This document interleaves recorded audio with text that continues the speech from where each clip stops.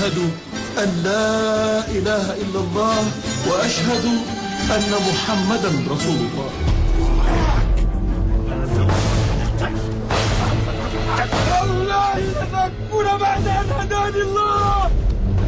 Saat Islam datang melalui Nabi Muhammad SAW, kaum musyrik Quraisy secara terang-terangan melakukan penolakan.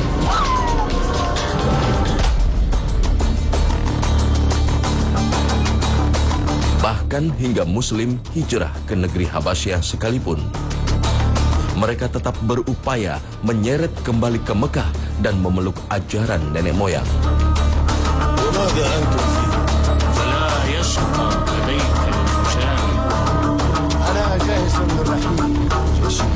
Strategi licik nan kotor kemudian ditempuh kaum kafir Quraisy yang berusaha menyuap para penguasa negeri Habasyah agar mau memulangkan muslimin ke Mekah.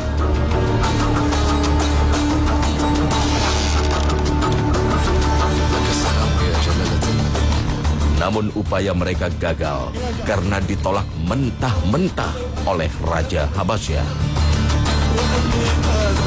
Dialah Ashama, sang Raja Habasyah.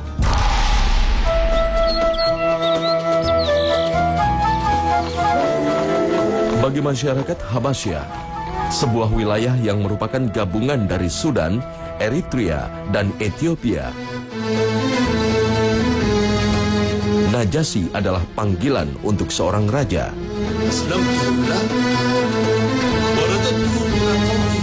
Nama asli sang raja adalah Ashama. Di masa kepemimpinan Raja Ashama, saat itu pula Islam turun di kota Mekah. Innal Islam yafshu bainal Arab.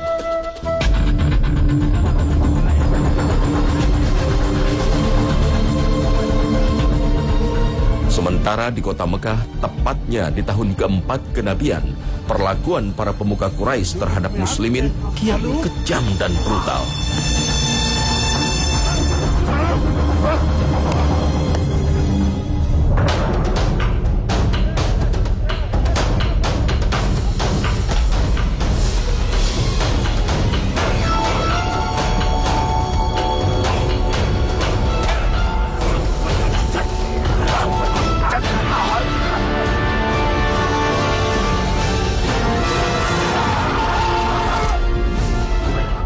Melakukan penyiksaan secara terbuka, terutama kepada muslimin dari golongan strata rendah.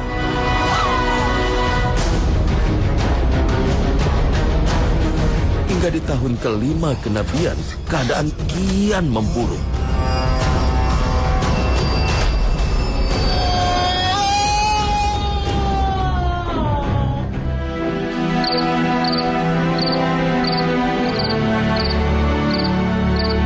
Umat Muslim tak lagi mendapatkan ketenangan hidup di kotanya. Maka turunlah perintah hijrah pertama bagi kaum Muslim, yakni ke negeri Habasyah. يقول رسول الله صلى الله عليه وسلم لو خرجتم إلى الحبشة فإن بها ملكا لا يظلم عنده أحد وهي أرض صدق إن شاء الله إلى أن يجد الله سبحانه مخرجا لما أنتم فيه. Nabi Muhammad SAW tentu dengan mendapatkan informasi dari wahyu, Nabi mendapatkan informasi bahwa ini adalah raja yang sangat adil. Tidak ada satupun di negeri itu yang dizalimi. Inilah yang mengawal dia sebenarnya menjadi orang yang berhati-hati, bertindak pada masyarakatnya, pada rakyatnya. Dia tidak mau ada seorang pun yang dizalimi. Karena itulah dia menjadi raja yang mulia. Dengan berbekal keimanan, berangkatlah umat Muslim menyeberangi Laut Merah menuju negeri Habasyah.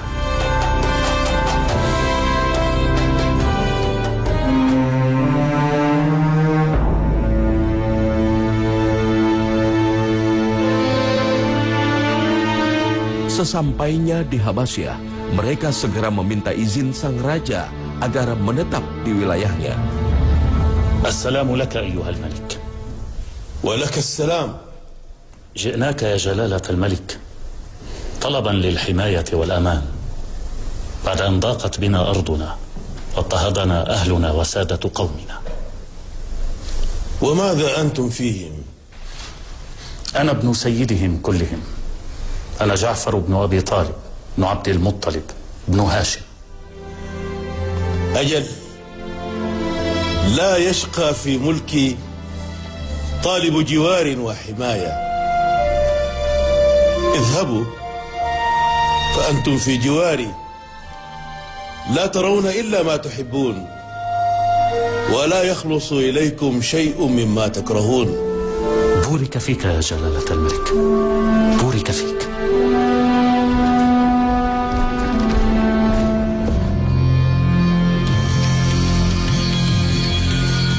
Ternyata benar, sang raja memperlakukan umat muslim dengan sangat baik meskipun ia beragama Nasrani.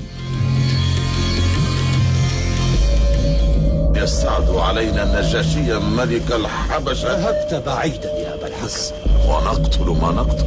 Hijrahnya umat muslim ke Habasyah membuat berang kaum Quraisy. Mereka segera menyusun rencana agar bisa memulangkan kembali umat muslim ke kota Mekah. أنا جاهز للرحيل إلى النجاشي، فهو والله يعرفني ويحبني، ولسوف أرد لكم أولئك الصبا. إن أكثر ما يحبه النجاشي من بلادنا هو الأدم، فاجمعوا لي ما استطعتم لأتقرب منه ومن بطارقته، فأغير قلبه على أنصار محمد، وآتيكم بهم فتفعلون بهم ما تشاءون.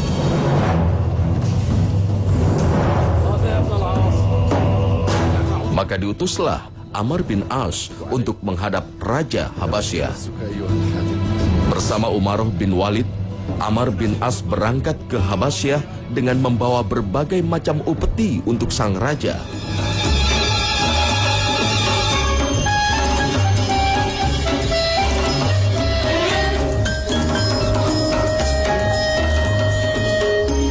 Namun menjelang tiba di tujuan, Umaroh bin Walid kehilangan kewarasannya. ما بك يا عمار؟ ما بك؟ ويحك، هجمت؟ سبحان الله.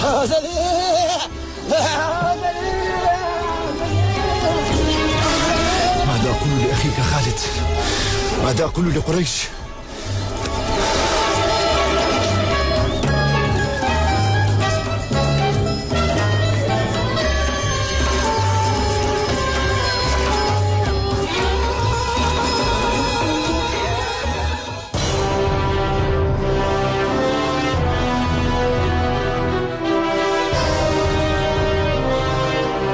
Hingga akhirnya Amr bin As menghadap seorang diri menemui Raja Ashama.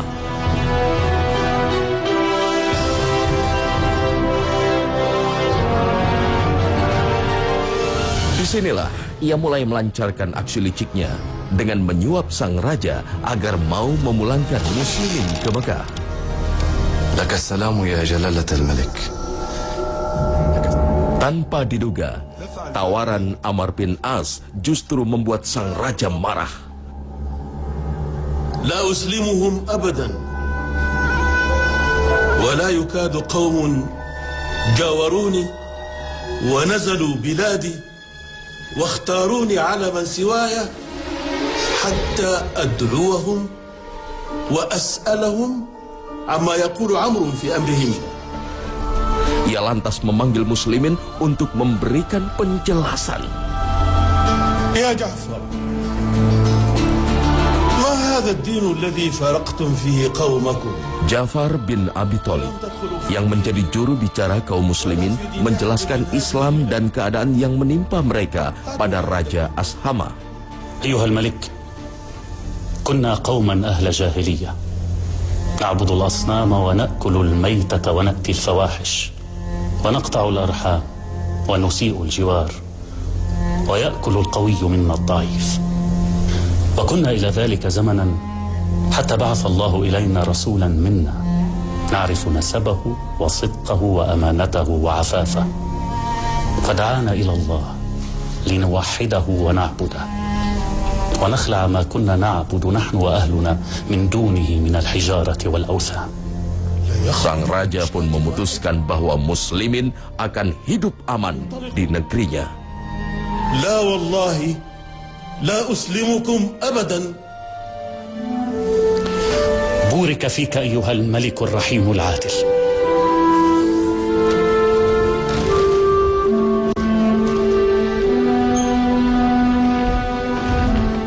يا جلالة الملك. أبقي شيء يا عمرو؟ Tak puas dengan sikap Ashama, Amr bin As kemudian menghasut sang raja Habasyah. يا جلالة الملك، إنهم يزعمون أن عيسى ابن مريم عبد. ما تقول يا ابن العاص؟ ما سمعت. اطردهم من ديارك يا جلالة الملك، اطردهم. لا أقرر حتى أتثبت. ادعوا لي المسلمين حالا. Jangan memutuskan sesuatu permasalahan konflik sampai kita mendengar konflik itu dari kedua belah pihak yang sedang berkonflik. Itu konsep Rasulullah Shallallahu Alaihi Wasallam. Tapi lagi-lagi sang raja menunjukkan sikap objektifnya. Ia kembali memanggil Ja'far agar mendapat informasi yang seimbang dari kedua belah pihak. Penjelasan Ja'far sungguh mengejutkan sang raja.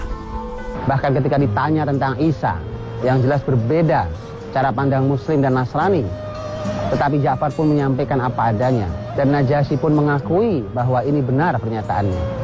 Karena Ja'far mengatakan bahwa Isa adalah putra Maryam, ruh yang ditiupkan Allah kepadanya, kepada wanita gadis itu, yaitu Maryam yang suci. Wallahi ما عدا عيسى ابن مريم ما قلت هذا العود. اذهبوا فأنتم آمنون في بلادي. من سبكم غريب. Ia pun marah dan memerintahkan agar seluruh upeti dari Amr bin As dikembalikan. ردوا على عمرو الهدايا فلا حاجة لي بها. فوالله ما أخذ ربي الرشوة مني حين رد إلي ملكي فآخذ الرشوة فيه وما أطاع الناس فيه فأطيعهم فيه. Dan inilah yang hilang hari ini, yang sebenarnya seharusnya kita belajar dari Najasyi bagaimana apapun keadaannya saat itu dia tetap memposisikan diri sebagai seorang yang adil dan melihat sesuatu dengan cara yang penuh dengan ilmiah dan data. Tindakan sang raja dalam menyikapi muslimin menuai kecurigaan para penasihat istana. Mereka curiga bahwa raja yang memimpin mereka telah membelokkan keyakinannya menjadi pengikut Muhammad Sallallahu Alaihi Wasallam.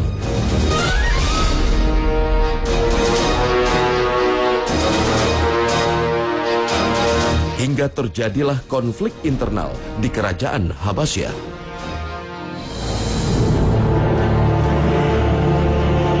Namun konflik tersebut berhasil dipadamkan oleh Ashama berkat sikapnya yang bijak selama menjadi raja.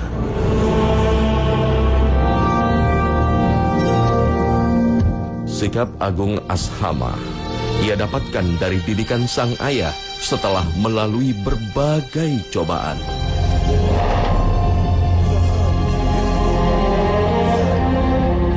Di hadapan Ja'far, Ashama akhirnya memeluk Islam, meski keislamannya harus dirahasiakan.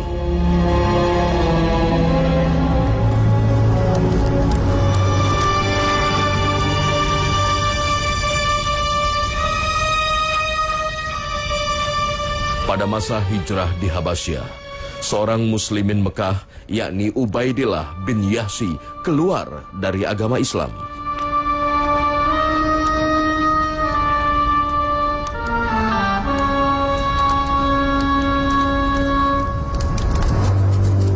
Keputusannya tersebut serta-merta membatalkan pernikahannya dengan sang istri, yakni Ummu Habibah. تعرف ديننا يا عبيد الله إن رملة بنت أبي سفيان أم حبيبة زوجك لا تحل لك، فأنت مرتد عن الإسلام وهي مسلمة، وهي طالق منك بحكم الدين والشرع. تأخذون مني زوجي؟ بل أنت من تركها، وهي لا ترضى عن الإسلام بديلا. Ummu Habibah yang harus kehilangan suaminya demi keimanannya akhirnya mendapatkan kabar gembira. Rasulullah Shallallahu Alaihi Wasallam meminang Ummu Habibah sebagai Ummul Mukminin.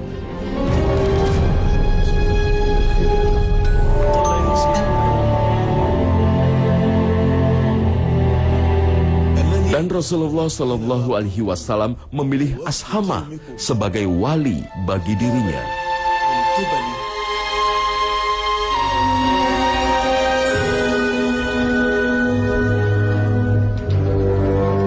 Di masa hijrah kedua kaum muslimin, Amr bin As kembali mendatangi Raja Ashamah.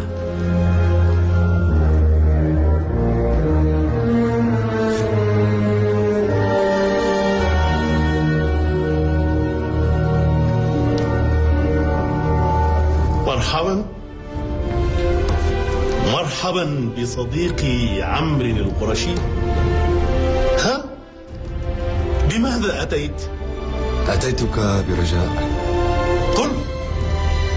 قل يا عم. Kedatangannya sempat membuat sang raja marah. ويحك تسألني أن أعطيك رسول رجل يأتيه الناموس الأكبر الذي كان يأتي موسى لتقتله.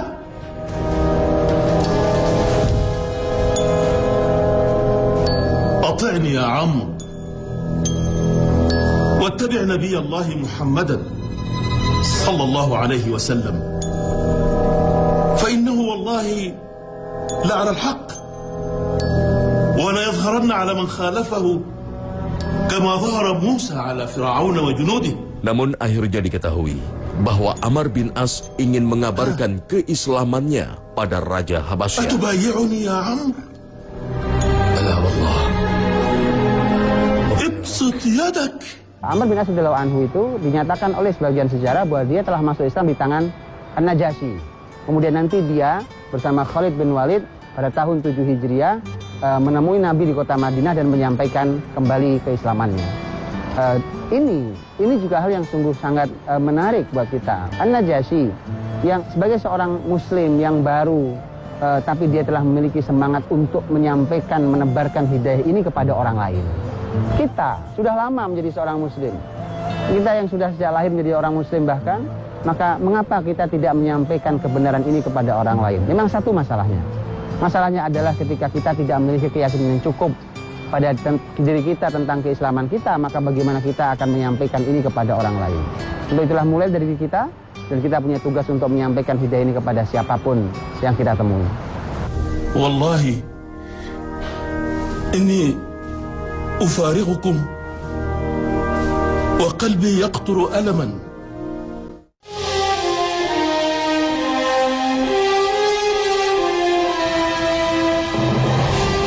15 tahun lamanya, muslimin hidup damai di negeri Habasyah di bawah kepemimpinan Raja Ashamah.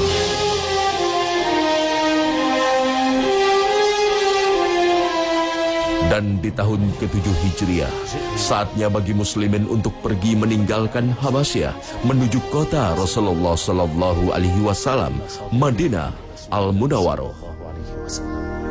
Wallahi, inni ufariqukum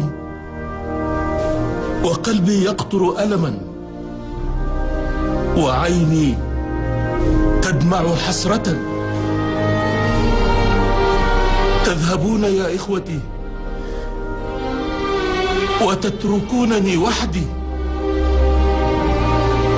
وإني لأرجو الله سبحانه أن يفشو الإسلام في بلاد الحبشة. Perpisahan ini meninggalkan kesedihan mendalam bagi Ashamah dan muslimin. بلغوا سلامي إلى رسول الله صلى الله عليه وسلم صلى الله عليه وسلم. وإني لأشهد أن لا إله إلا الله وأشهد أن محمدا رسول الله. Begitulah, dimanapun masyarakat pasti akan lebih suka, akan sangat nyaman dengan pemimpin yang memimpin dengan cara yang adil. Sehebat apapun pemimpin itu, secerdas apapun pemimpin itu, tapi kalau tidak adil, maka dia tidak akan bisa bertahan lama.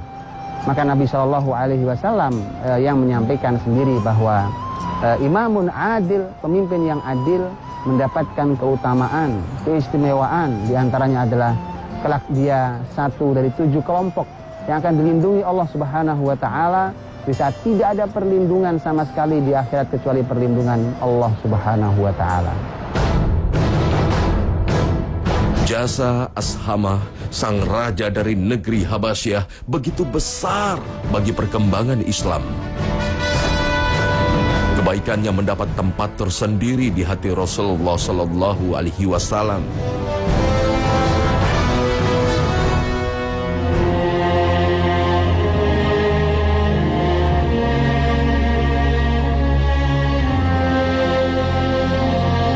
Tahun ke-9 Hijriah, umat muslim mendapat kabar wafatnya sang raja. يقول لكم رسول الله صلى الله عليه وسلم إنما يحزنه يحزنكم لقد مات الملك العادل أخوكم في الدين النجاشي ملك الحبشة الذي آوى إخوانكم ومنعاهم وحماهم من بطارقته ومشركي قريش رحم الله النجاشي. هيا إلى صلاة الغائب على أخيكم.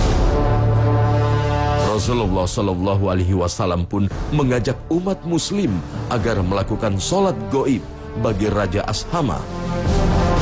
Sebuah syariat yang pertama kali dilakukan oleh Rasulullah Sallallahu Alaihi Wasallam.